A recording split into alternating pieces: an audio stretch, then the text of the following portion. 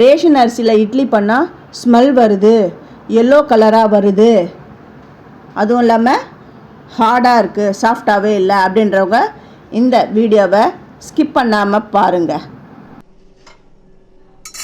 2 spoon first வெந்தயம் நான் இதை சேர்த்துக்கிறேன். அரிசிலாம் நான் இப்போ ஊற போட போகிறதில்ல, நான் காலையில் தான் ஊற போடுவேன். இது நைட்டில் ஃபஸ்ட்டு வெந்தயத்தை ஊற வச்சுக்கணும். இதை மூடி வச்சிட்றேன், மறாவது நாள் காலையில் பார்ப்போம். நைட்டே ஊற வச்ச வெந்தயம் ஒரு நைட் ஃபுல்லாக ஊறுது. இப்போ காலையில் ஆயிடுது. இப்போ காலையில் என்ன பண்ணணும்னா, இப்போ தான் அரிசியை ஊற போடணும். அது என்ன அரிசி பெஸ்ட்டு இட்லிக்கு அப்படின்னா, என்னை பொறுத்தவரையும் ரேஷன் அரிசி தான் பெஸ்ட். புழுங்கல் அரிசி தான், ரேஷன் புழுங்கல் அரிசி, பச்சரிசி. இப்போ தான் ரேஷனில் போய் நான் வாங்கிட்டு வந்தேன். ஒரு கார்டுக்கு 10 கிலோ தான் கொடுப்பாங்க. 10 கிலோ புழுங்கல் அரிசி, 10 கிலோ பச்சரிசி நான் வாங்கிட்டு வந்திருக்கேன்.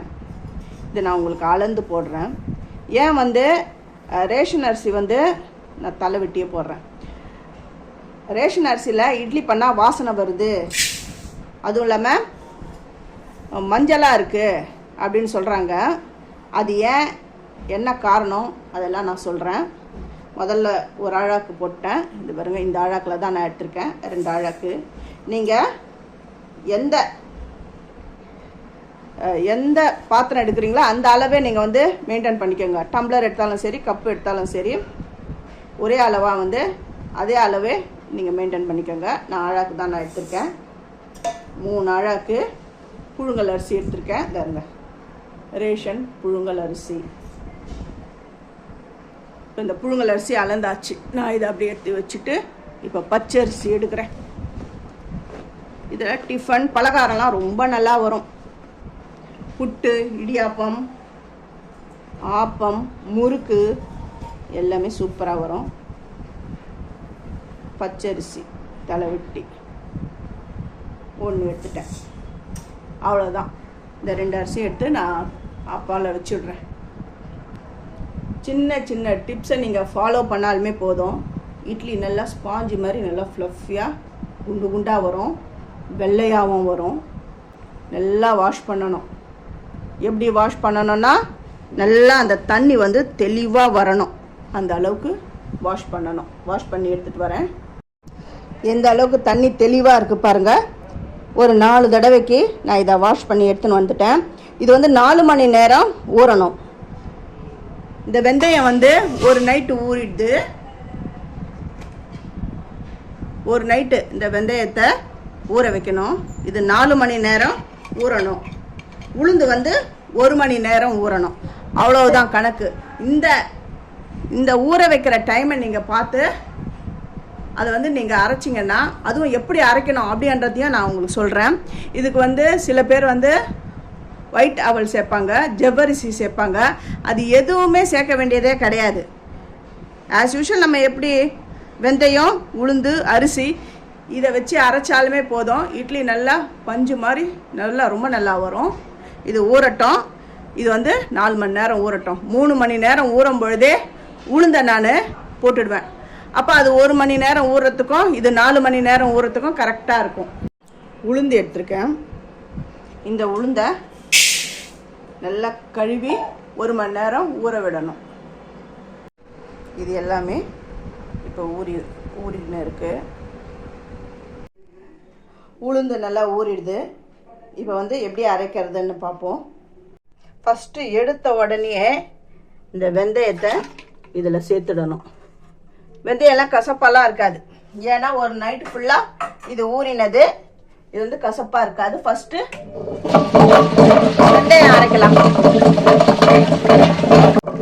இந்த வெந்தயம் நல்லா மசிஞ்சதுக்கு அப்புறம் தான் நீங்கள் உளுந்தம்பருப்பை சேர்க்கணும். அப்புறம் இந்த உளுந்தம்பருப்பை சேர்த்துட்டு இந்த தண்ணியை தான் நீங்கள், இந்த உளுந்தம்பருப்பு தண்ணியை தான் நீங்கள் யூஸ் பண்ணி அரைக்கணும். இந்த மெத்தடை ஃபாலோ பண்ணுங்க. உங்கள் இட்லி எப்படி ஃப்ளஃபியாக நல்லா சூப்பராக வரப்போகுதுன்னு பாருங்கள். இது நல்லா அரைஞ்சி வரட்டும். இது எந்த பதத்தில் அரையணும் அப்படிங்கிறதையும் நான் இப்போ உங்களுக்கு சொல்லிடுறேன். அரைஞ்சி வர பொழுது சொல்கிறேன். உளுந்து நல்லா அரைஞ்சிட்டு நல்லா ஃப்ளஃபியாக வந்திருக்கு பாருங்கள். அது எப்படி வந்துட்டுன்னு பாருங்கள். இது உளுந்து ஊற வச்ச தண்ணி தான். எப்படி ஐஸ்கிரீம் மாதிரி மிதக்குதா நல்லா.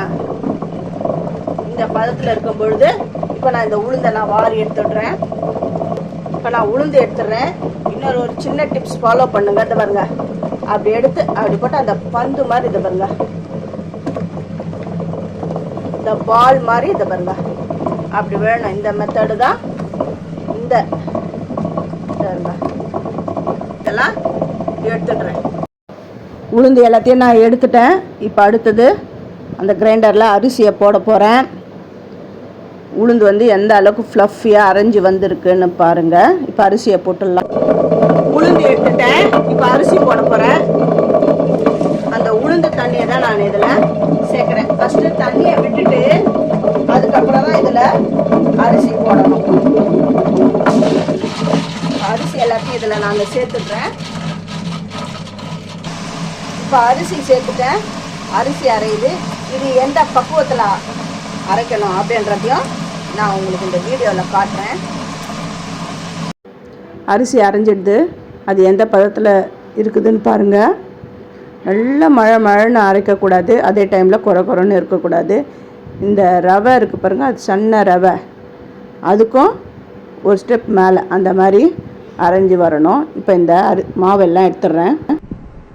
அரிசி எல்லாத்தையும் நான் எடுத்துட்டேன் கிரைண்டர்லேருந்து. இப்போ இதை கலந்து விட்டுடணும். இப்போ உப்பு போடாதீங்க, ஃபஸ்ட்டு கலந்து விட்டுடுங்க. கலந்து விட்டுட்டு தேவையானதை எடுத்துட்டு நாளைக்கு இட்லி தோசை பண்ண எந்த அளவு மாவு வேணுமோ அதில் உப்பு போட்டு கலந்து வச்சுக்கோங்க. இப்போ நான் கலந்து விட்டுடுறேன். நல்லா கரைச்சி வச்சுட்டேன். இப்போ வந்து இதை 2 பேட்சாக நான் பிரிச்சுக்கிறேன்.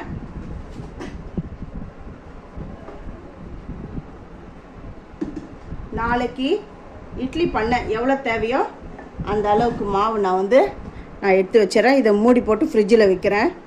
இது வந்து எப்போ தேவையோ, இது வந்து ஒரு வாரத்துக்கு இதை ஸ்டோர் பண்ணி வைக்கலாம். எப்போ தேவையோ அப்போ கொஞ்சமாக எடுத்து உப்பு போட்டு யூஸ் பண்ணிக்கலாம்.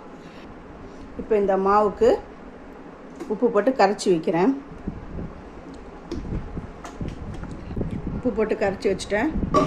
மறாவது நாள் காலையில் பார்க்கலாம். நேற்று கலந்து வச்ச மாவு எப்படி இருக்குன்னு பாருங்கள். இது மறாவது நாள் காலையில் ஆகிடுது. இதை பாருங்கள், நல்லா ஃபர்மெண்ட் ஆகிடுது. இந்த கரண்டி வச்சு எடுத்து காட்டுறேன் பாருங்கள். நல்லா ஏர் பபுள்ஸ்லாம் உள்ளே இருக்குது பாருங்கள். இதை நல்லா கலந்து விடணும். கலந்து விட்டு இப்போ இதுக்கு இட்லி ஊற்ற போகிறேன். இப்போ இட்லி குழிகளில் இட்லி ஊற்றுறேன். எண்ணெய் தடவி வச்சுருக்கேன். நீங்கள் துணி இருந்தாலும் துணி போட்டு பண்ணிக்கோங்க. இந்த இட்லி குழியில் இந்த மாவு விடுறதெல்லாம் உங்கள் எல்லாருக்குமே தெரியும். இதெல்லாம் காட்டணும்லாம் அவசியம் கிடையாது.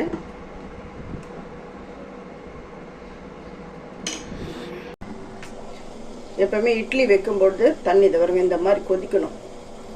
இப்போ இட்லி தட்டை இதில் இறக்கிடுறேன். இட்லி குழியில் எண்ணெயோ இல்லை துணியோ எதுவோ அதை நீங்கள் போட்டு இட்லி ஊற்றிக்கோங்க. இட்லி வெந்த உடனே அது எப்படி இருக்குது அப்படின்னு ஓப்பன் பண்ணி பார்க்கலாம். இட்லி வெந்துடுது. நல்ல வாசனையாக வந்துடுது. அந்த சைட்லலாம் அந்த புகை வருது பாருங்கள். இட்லி வெந்துடுது எப்படி தெரியணுன்னா நல்லா இதை வருங்க வேப்பர் வருது பாருங்கள். இதை வச்சு நம்ம தெரிஞ்சுக்கலாம் இட்லி வெந்துடுதுன்னு. இப்போது ஸ்டவ் ஆஃப் பண்ணிட்டேன். இந்த பாருங்க, வா எப்படி வந்துட்டு பாருங்கள். நல்லா சூப்பராக நல்லா வெள்ளையாக வந்திருக்கு. மஞ்சளாக வரலை. நல்லா செம்ம சாஃப்டாக வந்திருக்கு. இன்னும் கிட்ட நான் உங்களுக்கு வச்சு காட்டுறேன். இதை பாருங்கள் எப்படி வந்திருக்குன்னு பாருங்கள். இதை நான் உங்களுக்கு எடுத்து புட்டம் காட்டுறேன். எந்த அளவுக்கு சாஃப்டாக இருக்குன்னு பார்க்கலாம். இந்த இட்லி எப்படி வந்திருக்குதுன்னு பாருங்கள். நல்லா சூப்பர் சாஃப்டாக வந்திருக்கு. பாருங்கள் எந்த அளவுக்கு சாஃப்டாக வந்திருக்குன்னு பாருங்கள். இட்லி நல்லா வெள்ளையாக மஞ்சளாக இல்லாமல் ஹார்டாக இல்லாமல் நல்லா சாஃப்டாக வந்திருக்கு.